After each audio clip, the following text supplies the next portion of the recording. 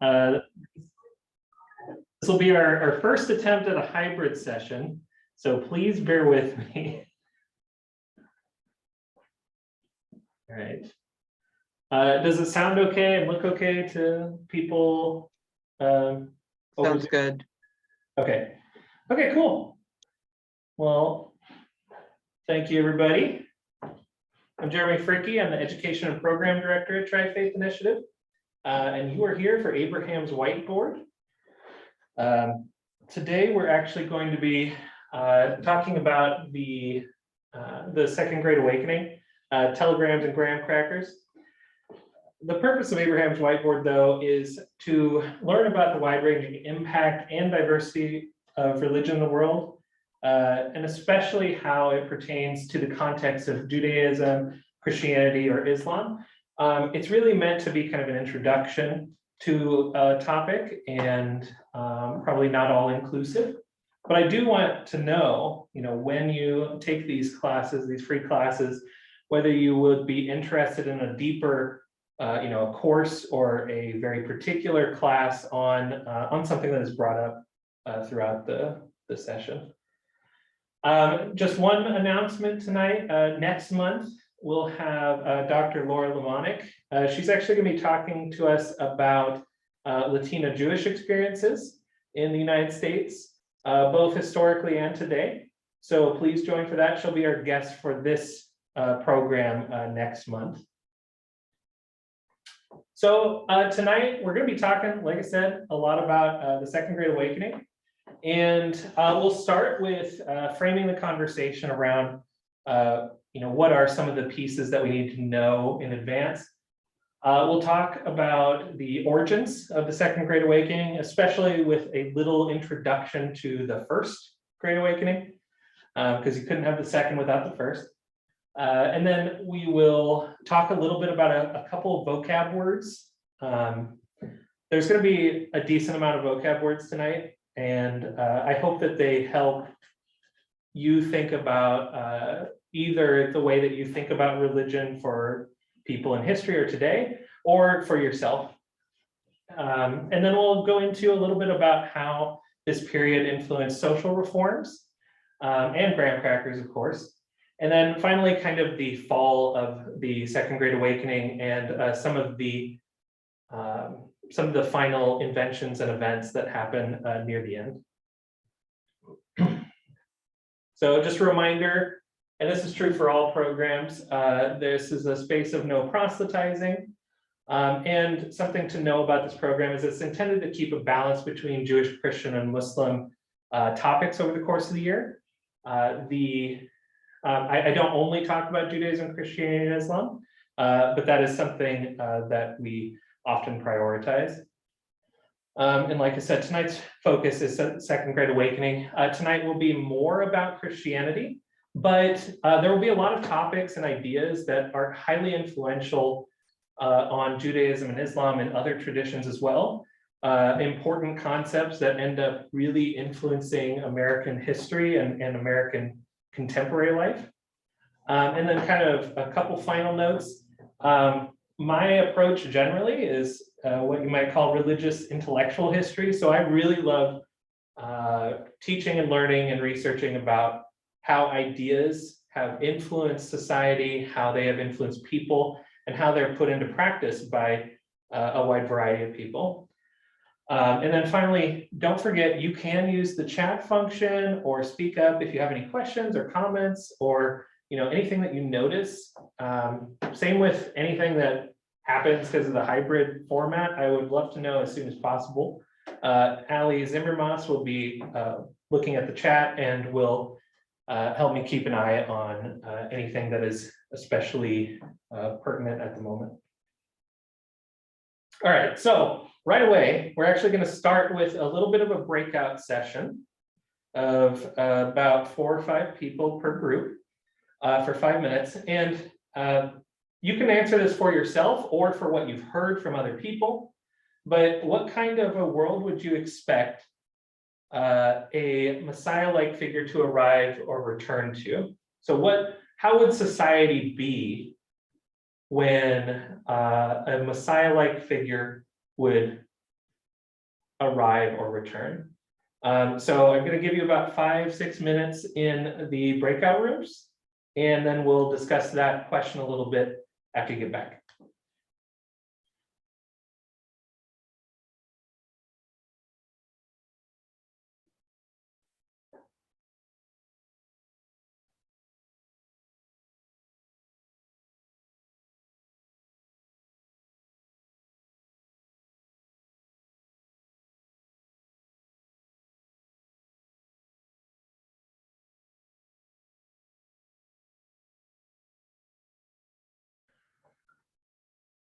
Hi there, everybody. I would love to hear what kind of responses we had during those breakout groups. Would anyone like to raise their hands or type in the chat anything that they discussed in their group?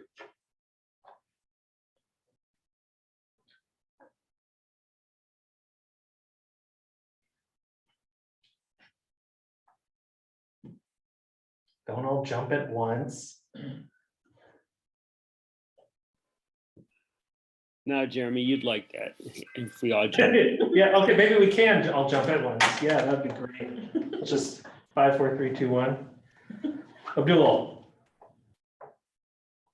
Why did I think you would, pick on me? So, okay. All right. So I shared the Islamic perspective in which Jesus Christ is a prophet in our faith and who is still, living, not here, of course, on earth, but up in heaven. And then he will descend for the second coming as the Messiah to restore peace and justice in the world for a millennium.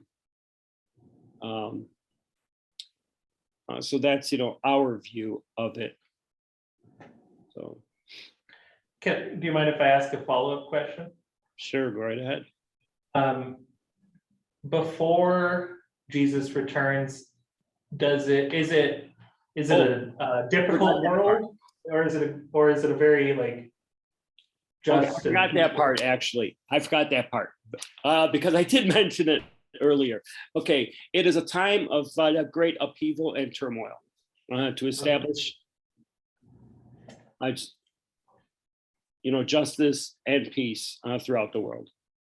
Okay, well, thank you. Would anyone else like to add? What did they talk about in their groups?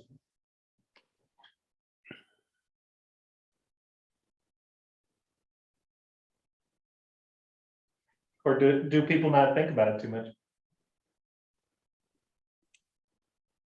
I see. In our group number 1, we all agreed that there's a lot of uncertainty, and I made the statement that I believe that a Messiah-like figure would come based on our potential, and I had heads nod that way in the sense that change would be required, and that Messiah would certainly have to see our potential for change. Thank you. It looks like there's something similar in the chat from Nancy and Chuck Peak, who say a world where some people are already prepared for change. So they might have, I wonder if they were in the same group. Oh. Would anyone else like to add? We'll be talking about some different points of view on this because it's very important for understanding this time period and kind of how it influences people's actions. Okay, I see Bill raising his hand.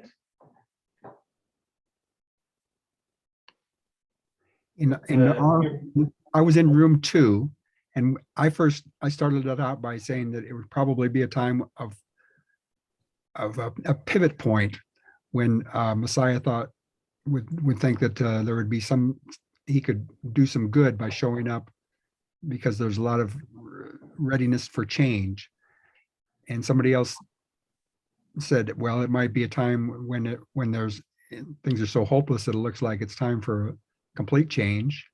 And somebody else said that in Jewish tradition, it was the Messiah might appear as a sort of reward because there's a lot of positive movements going on, and so the Messiah might say, now is the time for me to show up and make sure that people get behind this movement that I see, and keep going in that direction because they're going in a good direction.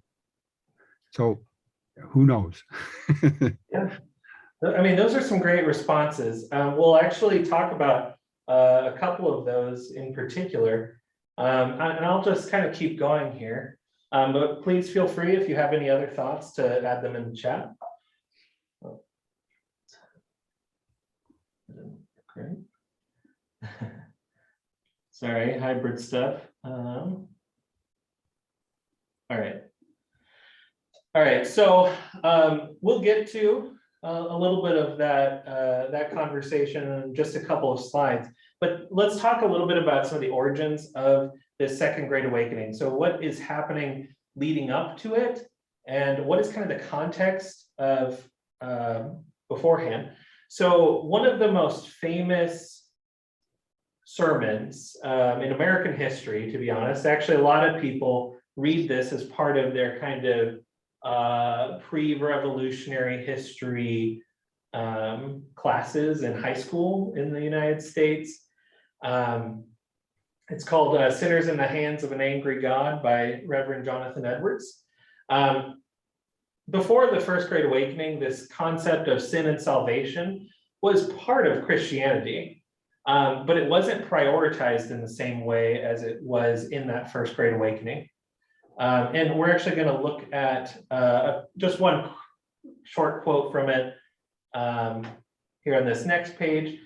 I'll just read this one. I might ask other people to read future slides though.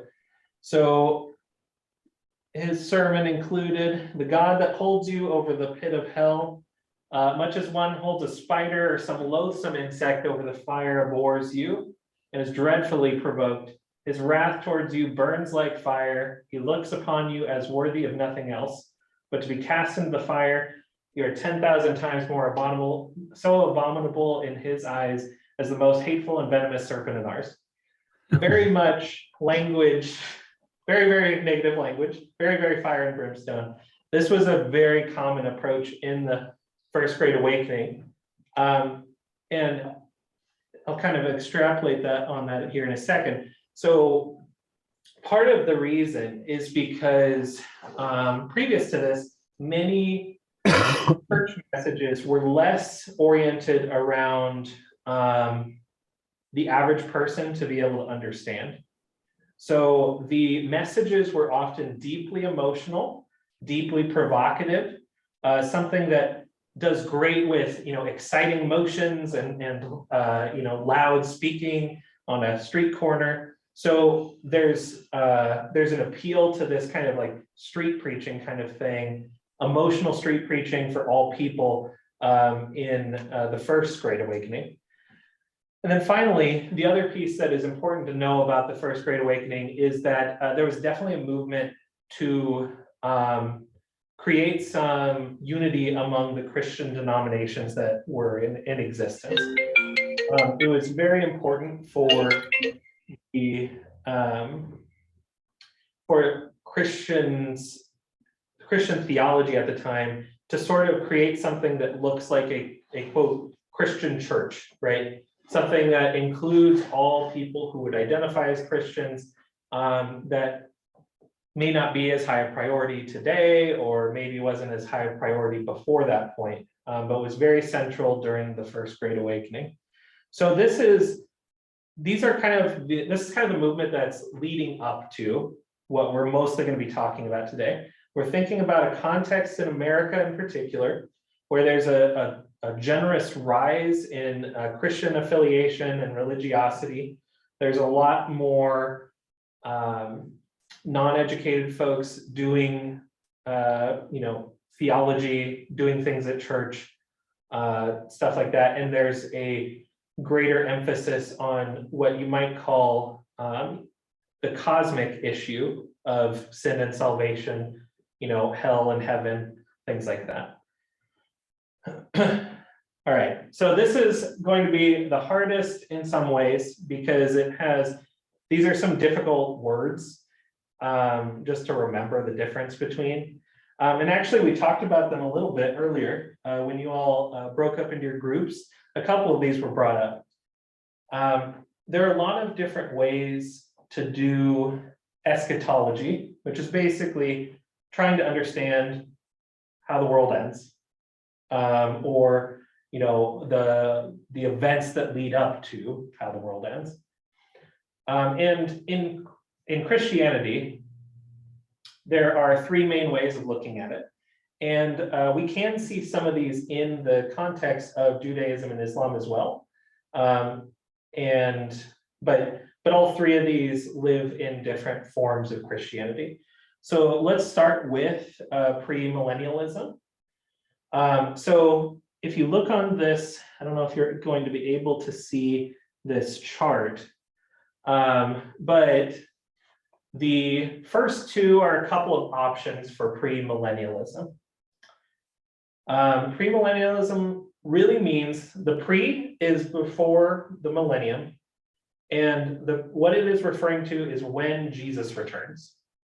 Does Jesus return before or after the millennium, or is it not in association with the millennium? Those are kind of those three things. So in practice, premillennialism means Jesus returns before the 1,000-year reign, or the 1,000 years of good things. There's a lot of ways to think about it. Everyone has different interpretations. Everyone thinks about it differently.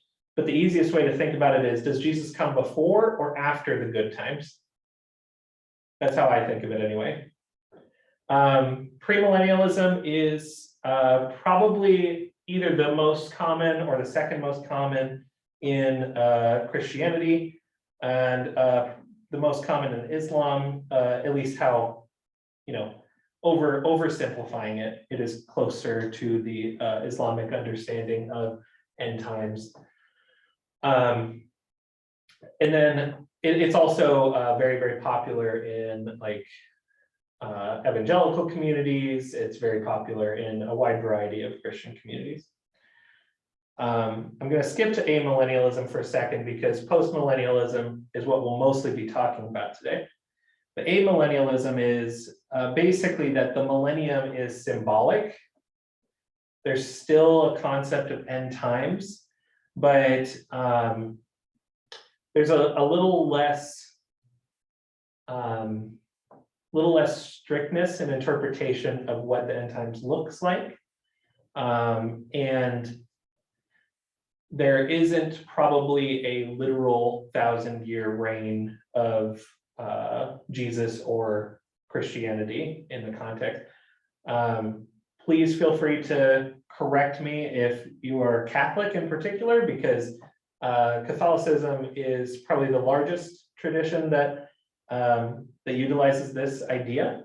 It's also fairly common in more older Protestant churches.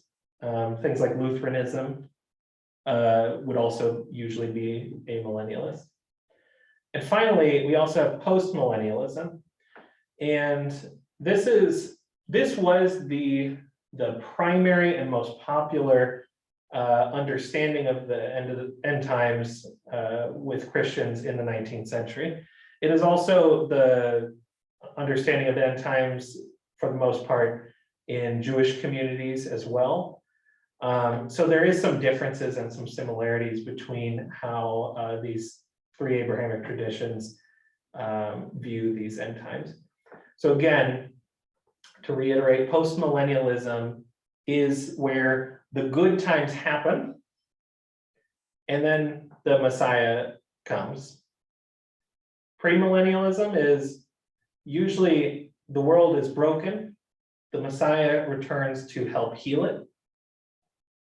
And amillennialism is where the reign is symbolic, and the end times are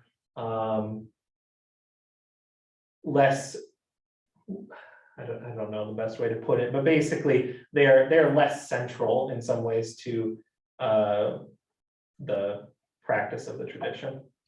All right. I'm looking at Allie, but she says that's close enough. She's the Catholic studies person here. All right, so now we're going to be a little analytical here about ourselves or about these ways of looking at things. How can each of these three affect how people engage with the world, right? So how do beliefs about this cosmic timeline, that whether you believe that things are good before the Messiah returns, or that the Messiah is needed to resolve things, or whether it's symbolic, how does this impact how you engage with the world? What are the positive and negative ways even that we could see ourselves working with these kinds of ideas? We're going to break you up into breakout groups again here for 5 or 6 minutes. And we'll kind of have a general conversation about it after.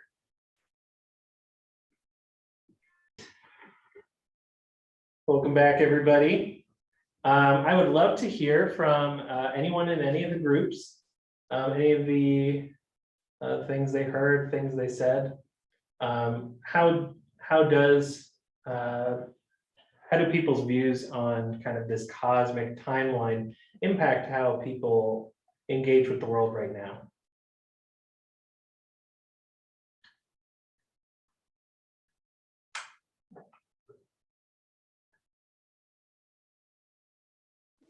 Hey, Jeremy, the people in our group seem to largely feel that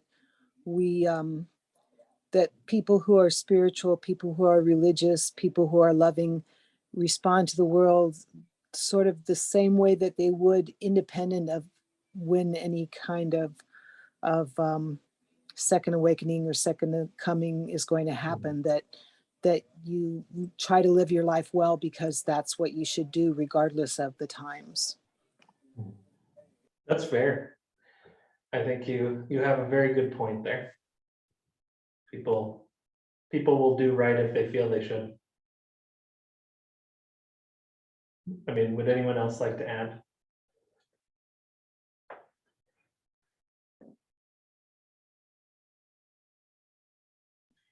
Well, I might call on Allie because she also brought up a couple of things about amillennialism real quick as well. Sure, I might give voice to what we have in the chat first. So Carol had said, in a pre-millennial mindset, folks want to reach out and help their neighbors prepare, more urgency than post-millennialist. So thank you, Carol, for contributing that. What I was saying in the kind of in-person breakout room was, so I studied theology in college at a Catholic university, and a lot of the conversation around end times in the theology classes used the phrase already but not yet. So it was talking about the kingdom of God already being a reality in some ways, but also not yet being a full reality. And so I've seen it go in kind of like two different directions, where on one maybe I wouldn't say extreme end, but like one significant end, there's like liberation theology, which places a lot of emphasis on like it's on us to make the kingdom of God more of like a realized reality. And then there are the people on the other end who are like just waiting for the fullness of that reality. So that's just what I've seen in studies and conversations on the amillennialist side. And Jeremy was saying that it's interesting how that can still connect to the pre and post millennialist views. Right. And I'm sorry if all this millennialism is a little difficult to keep up with. But mostly we'll talk about post-millennialism for the remainder of this class, and not a lot, very directly. just know that this post-millennialism really undercurrents a lot of what we're going to talk about here. So, here we go. All right. So officially, oh man, sorry, what is this? Sorry, it's lagging here. All right, so most scholars would put a second great awakening from about 1790 to 1840 or 1844. And that's kind of what I'll use today. There are some traditions that have their roots really in ideas from the second great awakening that come out later, but and I'll just kind of include those, and you'll notice them when I mention them here. But I am not going to talk about all these, but I want you to notice just how many traditions and communities are created during the second great awakening alone, right? We can see historically Black churches, we can see Mormons or Latter-day Saints, we can see the New Thought movement, Seventh-day Adventists, spiritualism, Jehovah's Witnesses, Baptists. There's many traditions that end up coming out of the second great awakening for various reasons. They're not all post-millennialist or anything, but it's just important to note that I won't be able to go through all these traditions or anything. I just want you to notice just how influential this time period was for major movements. Also, just a side note, also the Union for Reform Judaism was founded very shortly after the Second Great Awakening. Another kind of contextual piece is that the Baptist denomination and the Methodist denomination radically grew in particular. They were very famous for having itinerant preachers or circuit riders. Methodists in particular were known for having sort of regions that one pastor would be the pastor of. So they would go to each church. Maybe at 8 a.m. they would do a service in this town, and then at 11 a.m. they'd go to this town, and 3 o'clock they'd go to this town. And so they'd have multiple churches with a single pastor. That was a very common approach of the Baptists and the Methodists. Again, from the founding, well, not from the founding, over the course of the Second Great Awakening, Methodists and Baptists grew by almost 20 times what they were at the beginning of the Second Great Awakening. So this was a time where those two communities in particular grew tremendously. So again, post-millennialism, this idea that Jesus returns when the millennium has already occurred, as in things are good and perfected enough to where Jesus can return to these Christian communities. This actually really brings forth two major social justice movements, and a lot of other social reforms are inspired by this kind of theology in America. Number one is abolition. Abolition was an absolute necessity for many Second Great Awakening religious groups. Again, it was part of this whole idea of getting rid of the problems, right? Trying to perfect the world, and a significant number of people who had been maybe sort of lagging on the topic, as in like maybe they disagreed with slavery, but they didn't really do anything about it. This kind of theology did influence their need to make that shift as a society. This also reached a lot of Black communities as well. That's partially why we see a growth in what ends up becoming historically Black churches. And these Black churches and these white churches, many of them became anti-slavery activist churches. And then the second major movement that starts here and doesn't really end until early 20th century is temperance, or prohibition against alcohol, basically. alcohol was seen really as a cause for sexual, well, too much sexuality. It was seen as a cause for sexual assault, violent abuse, especially domestic abuse, and especially by men against women. It also did bring forth some very negative attitudes toward immigrants and Catholics in particular, due to associating particularly Germans, Irish, and Catholics in general with alcohol. So there were some very anti-immigrant responses to this for the cause of temperance. And finally, the third one that I'll talk a little bit about here is basically vegetarianism, graham crackers. Graham crackers were invented here, and it doesn't seem like graham crackers should be a very religious idea, but actually it was deeply religious. So we'll talk a little bit about the namesake of graham crackers, Reverend Sylvester Graham. You can see his life pretty much overlaps with the Second Great Awakening. And he wrote a book called A Treatise on Bread and Bread Making. When you first hear that, it doesn't necessarily sound like a very religious text. It also doesn't necessarily sound like the most exciting text, but it actually is pretty interesting. So Sylvester Graham really is sort of the forefather of what you might call the clean living movement. This is that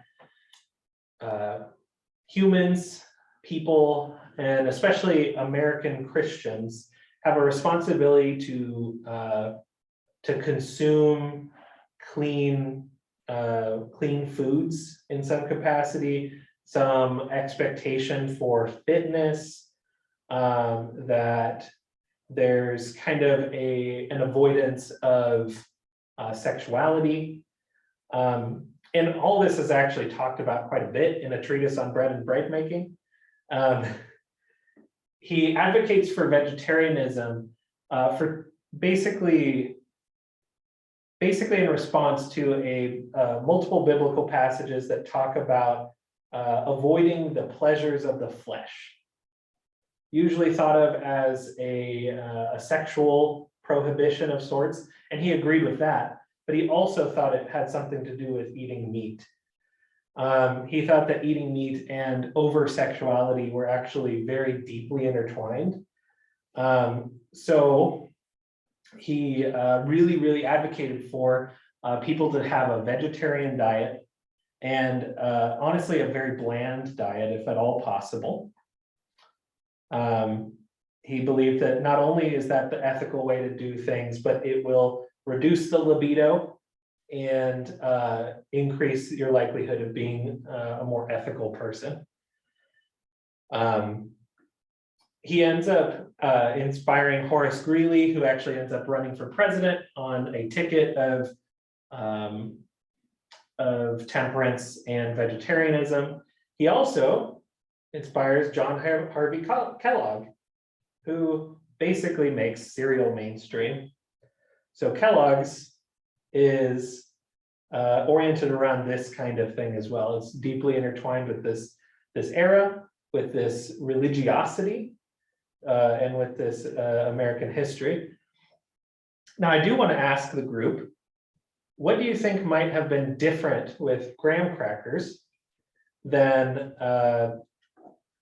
they are today? But like, how are graham crackers different at this time? How do you think Sylvester Graham's graham crackers tasted in comparison to today's graham crackers? And it's religious. I'm going to tell you this right now. There's part of the reason why I bring up graham crackers and telegrams is because people forget how many things are inspired by religion in the world around us. So Kathy guessed in the chat, no sugar. Yeah, basically. It tasted bad. Yeah, it was as bland as possible, no cinnamon, no sugar.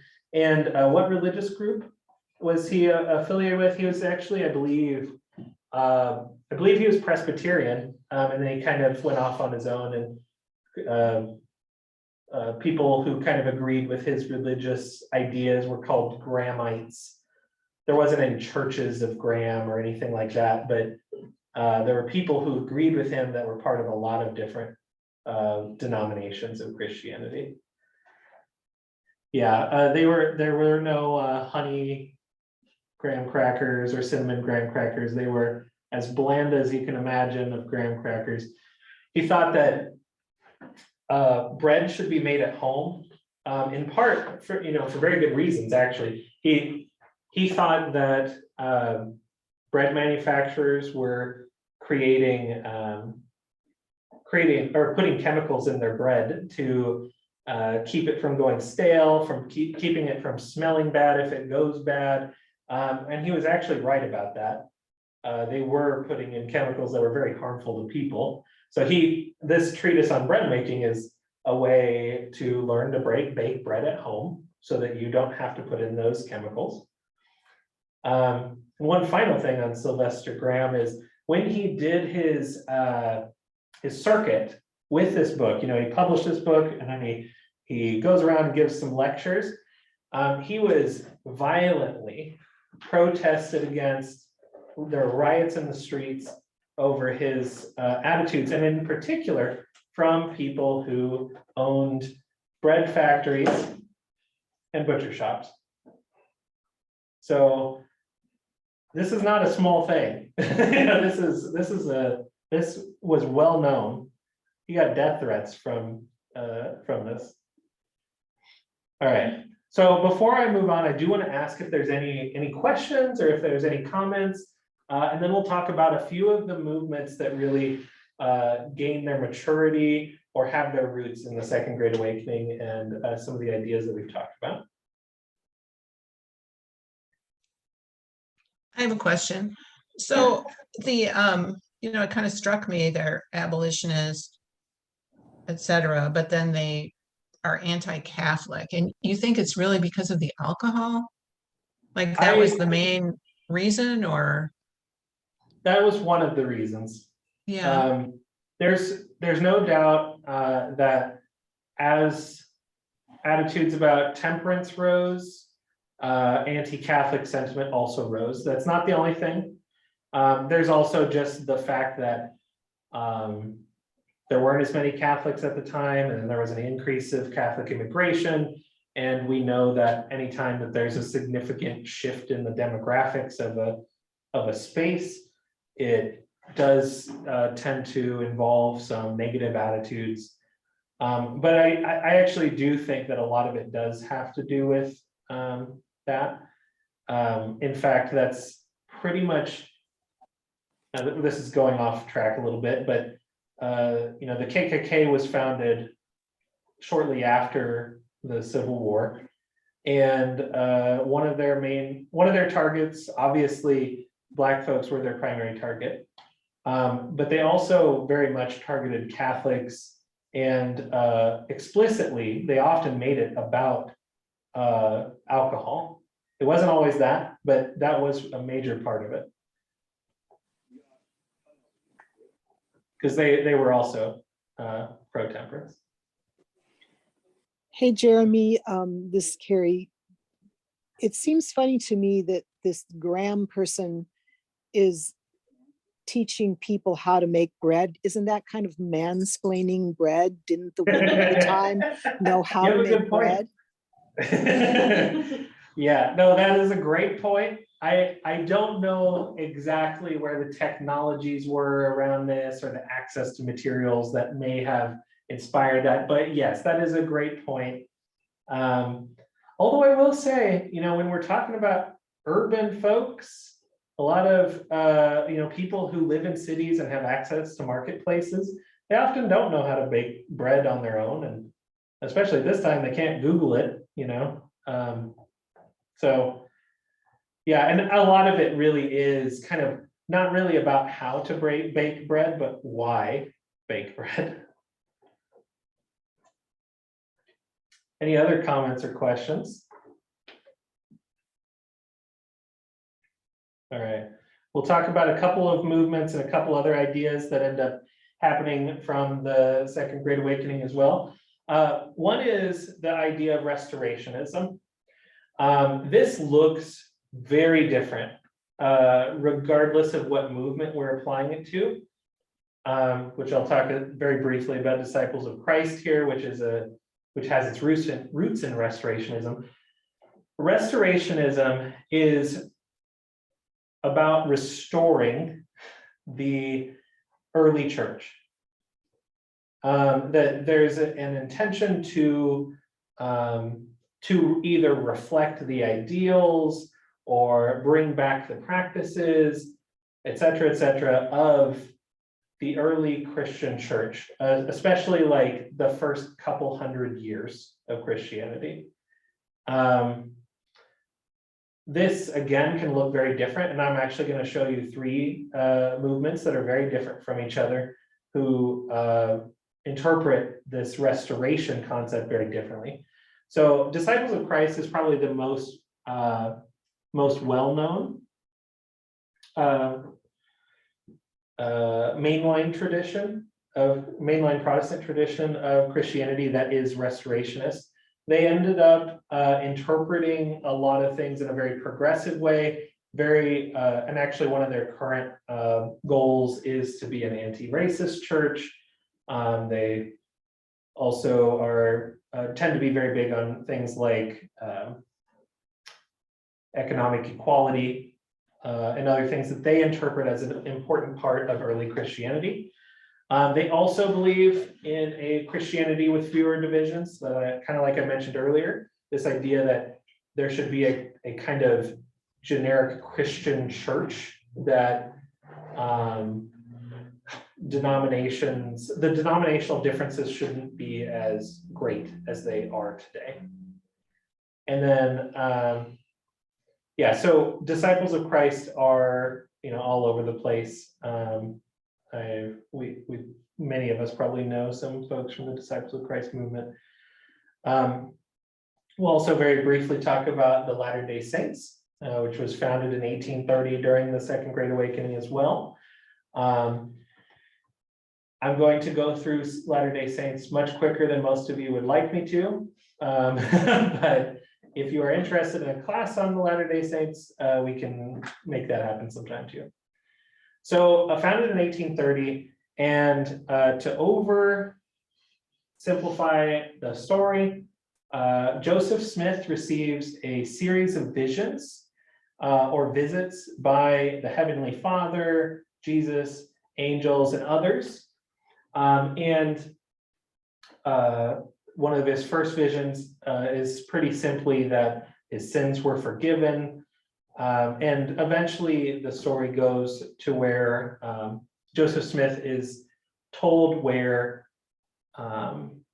relics of people who are sort of part of the story of God are buried, and they're buried fairly close to his home in New York.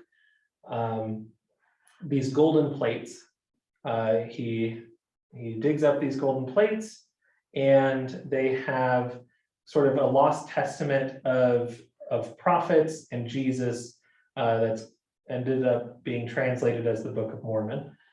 A lot of the Book of Mormon is about the people, the indigenous people of the Americas, and their relationship to the Hebrew Bible. It also includes a significant component of after Jesus's resurrection, before he is brought to heaven in the story of Christianity. There's an understanding that he walks and speaks with people for 40 days. But the New Testament doesn't say much about those 40 days. Latter-day Saints generally see that part of those visits are when Jesus visits the Americas to give his news to the people there. And if we have any Mormons here, I would be happy to give you any of the floor to add or shift anything. These are pretty pretty generic ideas though in the Latter-day Saints movement. A couple of things also that are really related to the Second Great Awakening and the Latter-day Saints is this idea that America holds a central role in the story of Christianity. This is not the only tradition that does that. In fact, many Protestant traditions actually did and often continue to see the founding of America and the role of America in the religion as very central for various reasons. But in Latter-day Saints, it's a very central component. And then the second that is also very restorationist is this idea of restoring sort of this early church and the early priesthood. Again, the early church being the church that's closest to what was practiced to near the time of Jesus, and this restoring the priesthood that goes even previous to Jesus. The priesthood of Melchizedek, which is a character that actually speaks to Abraham in the Hebrew Bible, and of Aaron, who is, of course, with the Moses story. Okay, that was the fastest primer on Latter-day Saints I've ever done in my life. Thank you, Carrie. You are welcome to add anything if you would like. Does anyone have any particular questions about the Latter-day Saints, their relationship to the Second Great Awakening? Is this something that you would be interested in learning more about in the future class?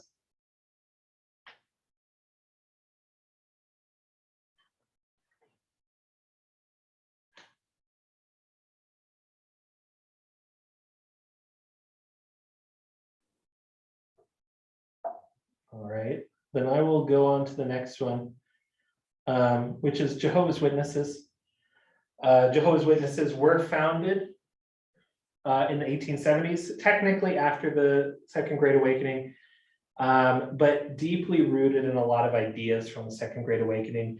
And I'll actually mention that in a future slide as well. Founded as the Bible student movement. The founder is Charles Taze Russell, and he read the Bible and felt that many of the interpretations were not as accurate to what he read. Charles Taze Russell is much more literalist than the average biblical interpreter or translator. And he provided these basically these Bible student pamphlets that provided an opportunity for people around the country to do sort of the same Bible study at the same time. He also started to author and provide the Watchtower tracts, which, to oversimplify, are these shorter pamphlets also that usually extrapolate on some kind of idea or some kind of scripture or some kind of question, which continue to be published today by the Jehovah's Witnesses or the Watchtower Society, depending on what is easier for you to remember. Jehovah's Witnesses have a few very distinguishing beliefs. The first I already mentioned, which is the literalism. Very important to Jehovah's Witnesses to follow the letter of the Bible in their interpretation of it. The second is that this is the first group, I think, that is premillennialist that we've talked about, as in they believe more strongly that the problems of the world will occur and Jesus will come back to resolve those problems. They also are very, very what you could call Adventist or imminence theology, which basically means that Jesus is coming very soon. Third, They also don't believe that the soul separates from the body. They're very, very material about the experience of human life. When someone dies, they are dead until the day of resurrection. And the 144,000 is really, really central to Jehovah's Witness theology. It comes from a very literal understanding of a passage in the Bible where 144,000 people, which are the purest of the pure, the greatest of the great from Jehovah's Witness tradition, will be brought to the sort of heavenly space where Jesus resides. Others will also be saved, not everyone, but others will be saved, and they will be part of the paradise on earth. They'll live pretty much lives that are very similar to how we live lives today. The way that I have a lot of experiences with Jehovah's Witnesses. I used to have some friends who were Jehovah's Witness. I've been to conferences and some other things of Jehovah's Witnesses. And the way that it has been described to me multiple times is that the 144,000 are kind of like living in a castle. This castle is enclosed and there's no, and this is where you live forever, but it is a great place to be. It's where the pure people are. Everyone's awesome. You get to talk to Jesus. And, that is where you want to be.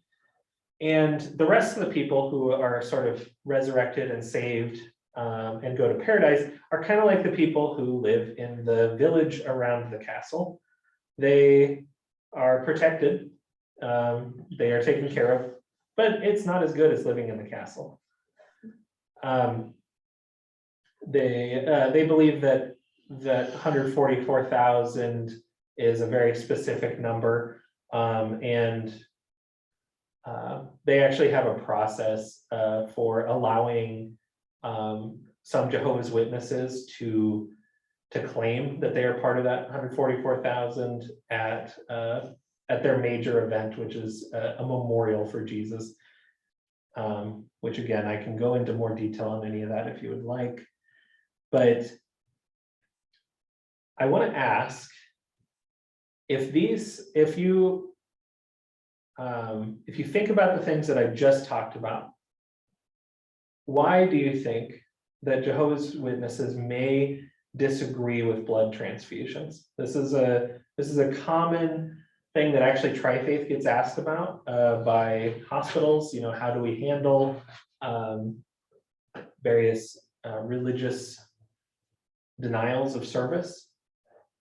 Blood transfusions from Jehovah's Witnesses are probably the one that is brought up the most. So I'm interested in why do you think, based on what I've already said, they would deny blood transfusions? In the chat, Kathy says, because the soul is not separate, so cannot remove part of the soul, ? Okay. All right.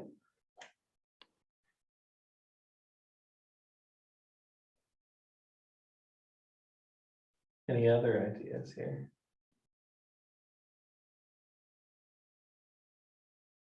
I think that is on the right path.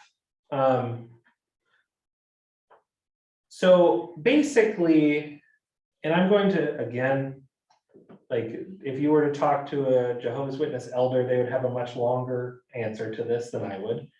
But the simple piece is that if people,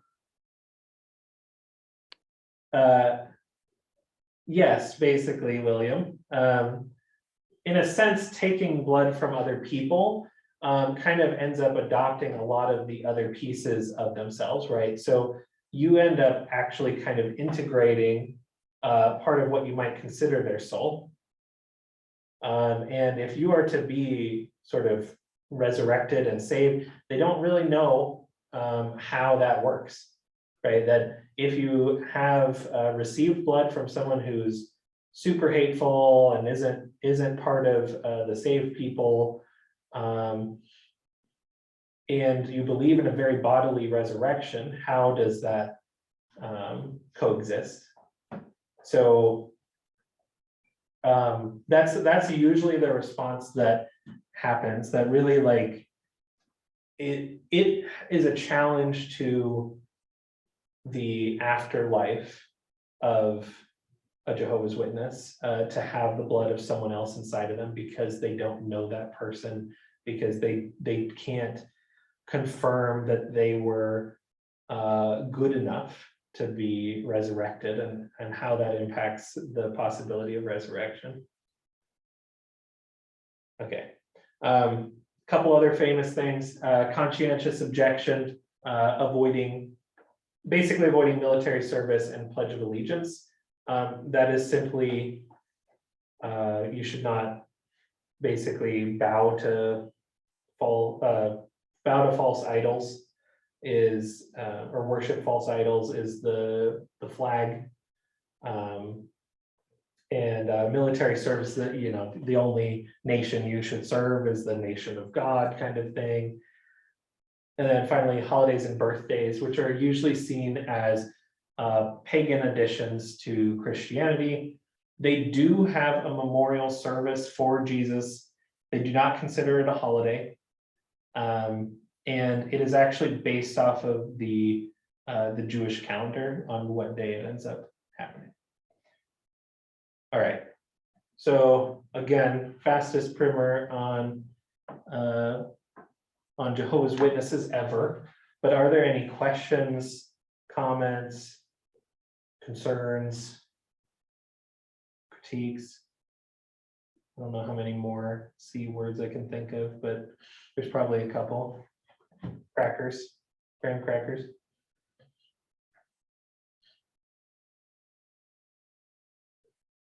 I see like half of you smiling at that silly joke.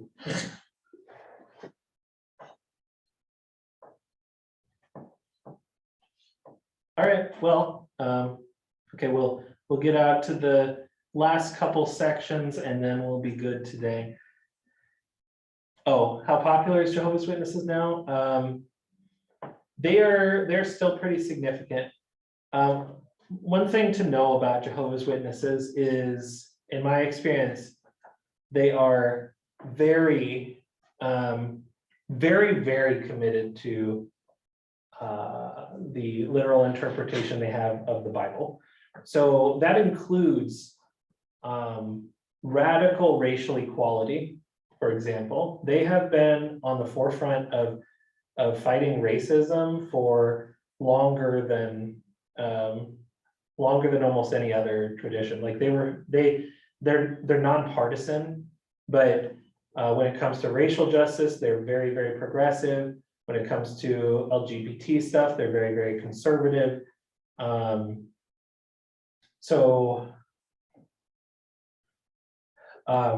If you were to check the demographics of Jehovah's Witnesses, they tend to be more people of color than the average church. They tend to be younger than the average, and they tend to speak more languages. Another side note is they call their churches kingdom halls. And that's because the church is the people that are Jehovah's Witness. It's sort of like how some people reference Christianity as the church. They call their spaces kingdom halls because they're supposed to be representations of what God's kingdom would be like in the future. I know that doesn't answer your question, but it talks about some random things around it. And Nancy and Chuck say that there's an interesting contrast with Jehovah's Witnesses and Mormons in America. And that is true. I didn't really think about that, but that's a good point. Okay, so we'll talk a little bit about Adventism and then telegrams, and then we'll be done for the night here. So 1844, is about the latest that most people talk about, the end of the Second Great Awakening. And there's this idea in much of the Second Great Awakening, but especially in the Millerite movement, that Jesus is coming soon, and so soon that it will happen in your lifetime. Maybe we can guess the date. And Reverend Miller actually did guess the date would be between 1843 and 1844, based on a very specific prophecy in Daniel 8:13-14. Would anyone like to say this one out loud?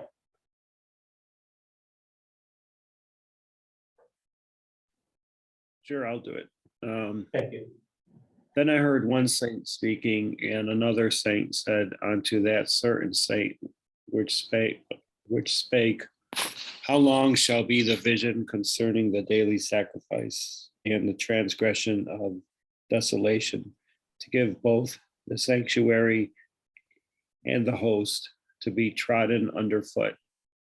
And he said unto me, unto 2,300 days, then shall the sanctuary be cleansed. Thank you. So for a long time, a lot of Christian theologians understood the sanctuary to be the earth. In the context of the Hebrew Bible, this is in reference to the temple. But his interpretation was basically that these 2,300 days are their prophecy. He thought that it should be understood as 2,300 years, and the sanctuary shall be cleansed, so the earth will be cleansed. He did all this math and eventually arrived to that 1843 to 1844 date. He also was a big teacher on, I have given you the tools, please do your own theology, do your own research. So it kind of opened up the communities that he inspired to just keep thinking about this, see different signs and things like that. And there ended up being a very popular date chosen of October 22nd, 1844. In some ways, no one knows exactly why that specific date, except that someone suggested it, someone agreed, and then everyone else did over time. Would anyone like to read this passage of someone who was a Millerite who lived through the October 22nd date?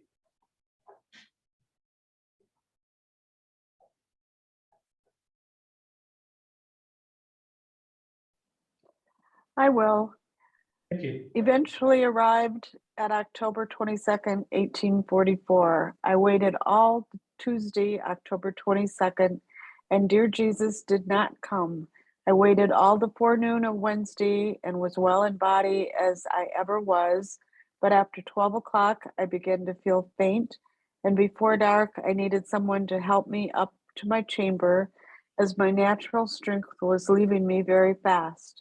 And I lay prostrate for 2 days without any pain, sick with disappointment. Henry Emmons, Millerite. Thank you.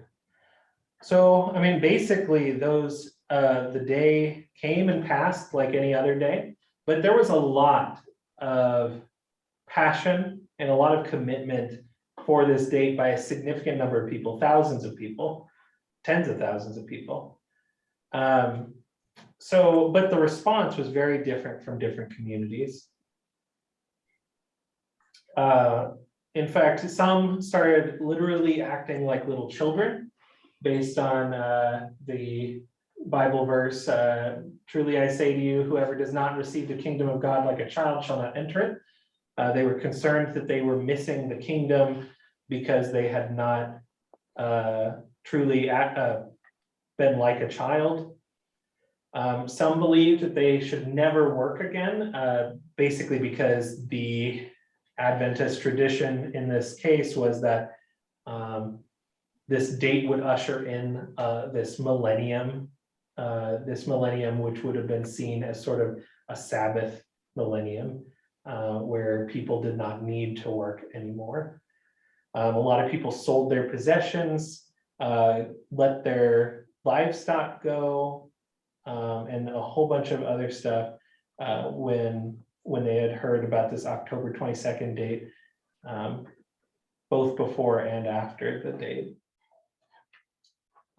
There were literal suicides, and depression, frustration, and even a lot of these Millerite congregations around the East were attacked because of, the prophecy didn't come true, with knives, clubs, and fire. The most famous tradition that actually comes out of this is the Seventh-day Adventists. Ellen White is kind of known as sort of the main founder. There aren't a lot of women founders in religion as we often think of, but Ellen White was one of them. And she claimed to have a vision that this was a spiritual return of Jesus, and that she had a decent following, as well as other people associated with the early Seventh-day Adventist movement. Let's see. All right, so last segment here. This is what kind of bridges the divide between the second and the third Great Awakening, is the rise of evangelism, especially to like international audiences. Telegrams were just starting to be installed. In fact, the telegram was installed just a few months before, or the first telegram message was just a few months before the great disappointment that I was talking about with Reverend Miller. And I'm going to play this really quick so that you kind of know what this sounds like. This is a replication of the very first telegram or telegraph, which literally says, "What hath God wrought," which is a quote from the Bible as well. Can people hear that?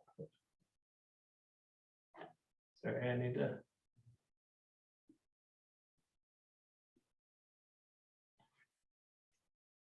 Share my sound.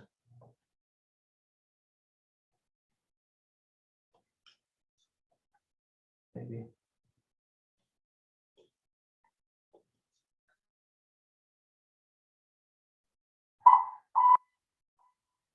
Can you all hear that?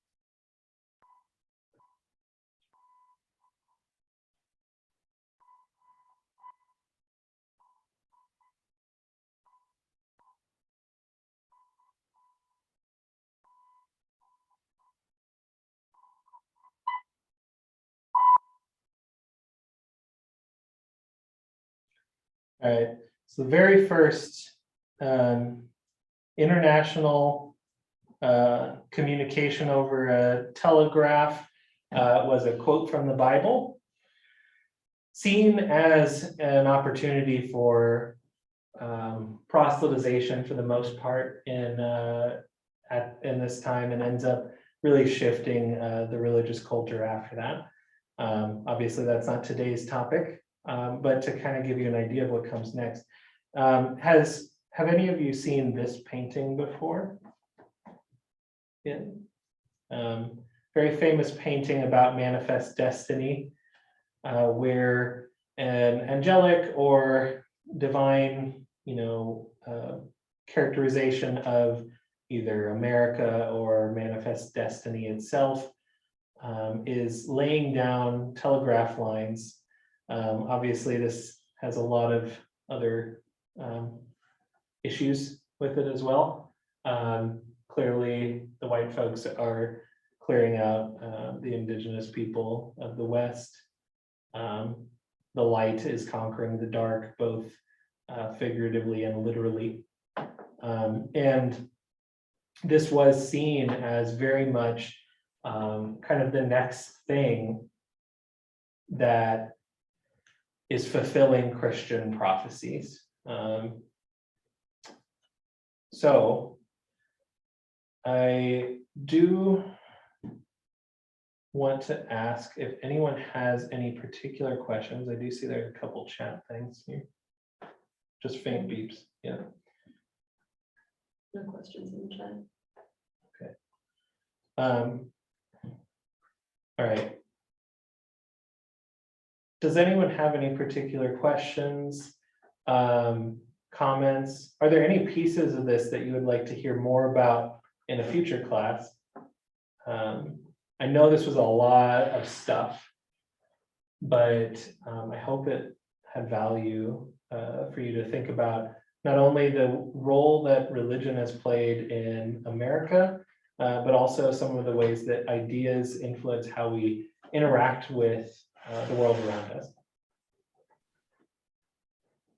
Jeremy, I have a question. How do these religions, I mean, not religions, but how do these, God, what do I want to use to describe them?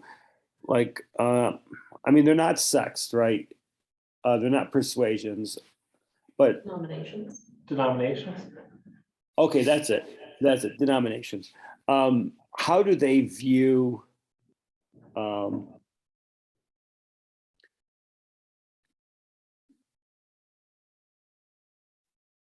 Orthodox, Christians, and like the non-Christian world? How do they view them? So when I mean, you kind of have to go through each one a little bit. So with Jehovah's Witnesses, it's pretty strict. There is an expectation that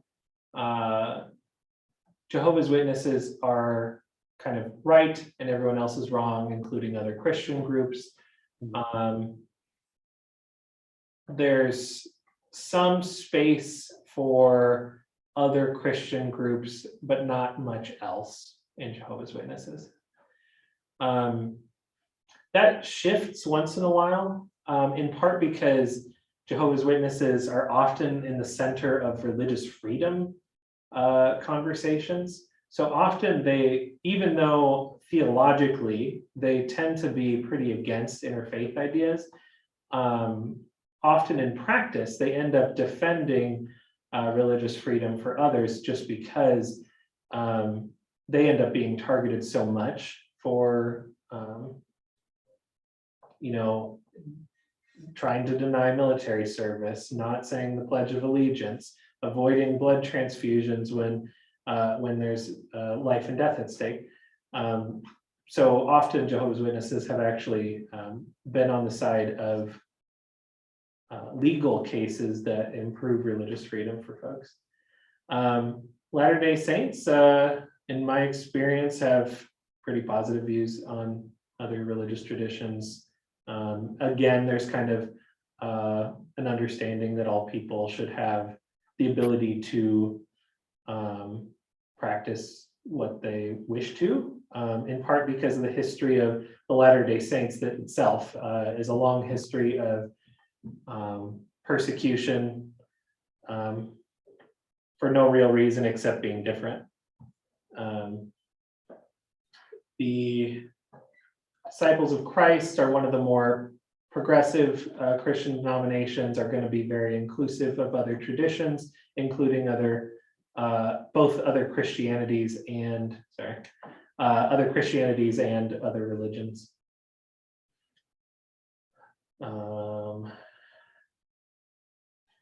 I don't think Sylvester Graham thought about other religions very much. Honestly, I don't think it was his thing. But those are good questions. And feel free to add if you are part of those traditions and have anything to add that I didn't.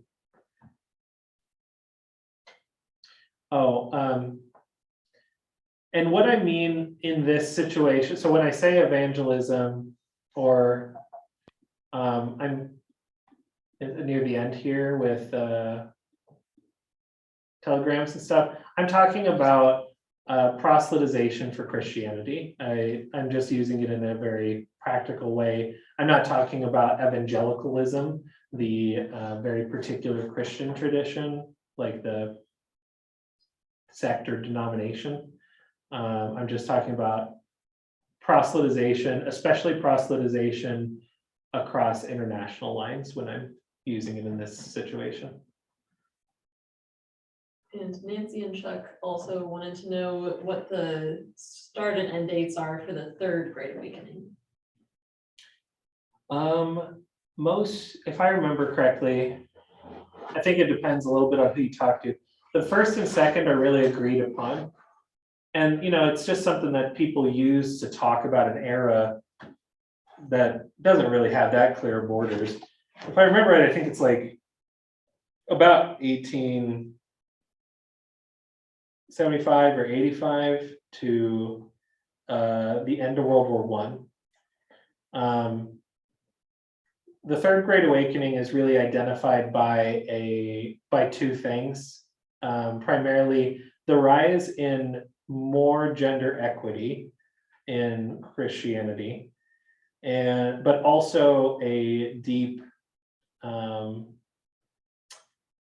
disillusionment with the future, that people are starting to lose sort of hope in where the world is going. A lot of that is chalked up to World War I, and the idea is that, you know, a lot of people believe that there would be a World War II after World War I. So there's a lot of loss of hope, and that in turn does affect how people view religion and the ideas they have around all the things that we talked about today.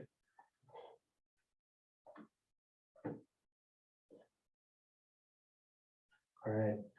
Well, if there aren't any other questions right now, I'm happy to stay a little bit longer for anyone who wants to stay, but I really want to thank you all for coming. In the follow-up email, you'll get a survey. I would love for you to fill that out if you have time. And please email me if you have any suggestions for particular topics, if you would like to go into more detail on something, or if you'd like to do something totally different. Please email me. I'm happy to take any feedback you have.